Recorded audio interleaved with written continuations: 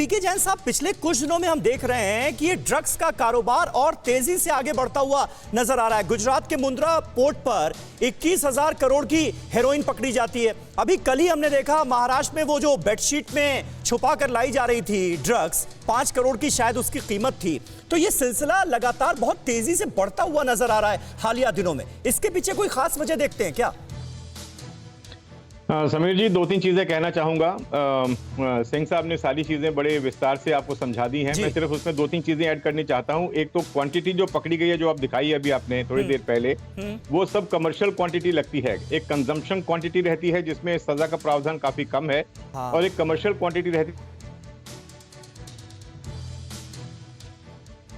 जैन साहब से लगता है हमारा संपर्क टूट गया। जैन साहब, सुन पा रहे हैं आप मुझे? जी बोलिए, कंप्लीट करें सर। ड्रग्स के कारोबार का सवाल है तो ये बहुत ही प्रॉफिटेबल बिजनेस है। इसमें कई हजार गुना और कई 100 गुना मुनाफा रहता है। ये बहुत सारे लोग जो हैं इस व्यापार में घुस जाते हैं। अभी तो जो अफगानिस्तान से जितना जो ड्रग्स का ट्रेड था वो सारा भारत के माध्यम से चल रहा है, ऐसा लगता है। क्योंकि जो 20,000 करोड़ रुपए की जो ड्रग्स पकड़ी गई मुंद्रा पोर्ट पे, उसके अलावा उससे कह रहे हैं कि 25 गुना ज्यादा ड्रग्स जो हैं ऑलरेडी देश में आ चुकी हैं, और उसकी छानबीन अभी चालू है। क्योंकि दिल्ली एनसीबी टीम ने और दिल्ली पुलिस की टीम ने तकरीबन 300 करोड़ रुपए की। साहब, ये सवाल ऐसे में खड़ा होता है कि जब इतनी भारी मात्रा में हजारों करोड़ की हेरोइन ड्रग्स आ रही है तो इसकी खपत भी तो हो ही रही है ना फिर? बिल्कुल हो रही है। देखिए, हिंदुस्तान एक उसके अंदर कंज्यूमिंग कंट्री है।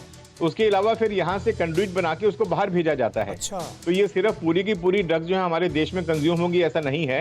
इसमें से काफी सारी ड्रग्स जो है वो री एक्सपोर्ट होती हैं यहाँ से, क्योंकि यहाँ पे लोगों को लगता होगा कि ये रूट सेफ है कंपैरेटिवली, और वहां से ईरान से या अफगानिस्तान से ये कंसाइनमेंट इंडिया में लेके आना किसी भी तरह से, और फिर यहाँ से उसको रीरूट करना, ये भी एक पॉसिबिलिटी है। लेकिन उसकी काफी बड़ी खेप जो है वो हमारे देश में ही उसकी खपत होती है, इसके बारे में कोई शंका नहीं है। और ये जो आपने बहुत चिंताजनक बात है, बहुत चिंताजनक बात है। ये एक दीमक है, ये एक दीमक है समाज में, जो हमारे पूरे युवा समाज को। आपने पंजाब के बारे में ऑलरेडी सुना है, क्योंकि पाकिस्तान से जितनी भी ड्रग्स आती थी अफगानिस्तान की, पाकिस्तान के माध्यम से पूरी आईएसआई जो है उनकी अलग एक इकोनॉमी चलती है। अफगानिस्तान के जितने टेररिस्ट एक्टिविटीज थी वो ये ड्रग ट्रेड के ऊपर अवलंबित थी। तो ये ड्रग ट्रेड जो है, इसका एक ड्रग और नारकोटिक्स और टेररिज्म का एक बहुत ही क्लोज संबंध है। इसलिए जरूरी नहीं कि ये सिर्फ चीजें जो है हमारी देश। बिल्कुल सही बात है। और इन तमाम चीजों की तफ्तीश होना, नतीजे पर पहुंचना और गुनहगारों को सजा दिलाना ऐसे में बहुत ज्यादा जरूरी हो जाता है। उत्तर प्रदेश का हाल, 5 साल कितने कमाल? यूपी किस पर राजी? क्या अखिलेश पलटेंगे बाजी? किसान का चेहरा क्या सिर्फ चुनावी मोहरा? ब्राह्मण शंख बजाएगा, किसको कुर्सी दिलाएगा? ओवैसी का प्लान, किसकी तरफ मुसलमान?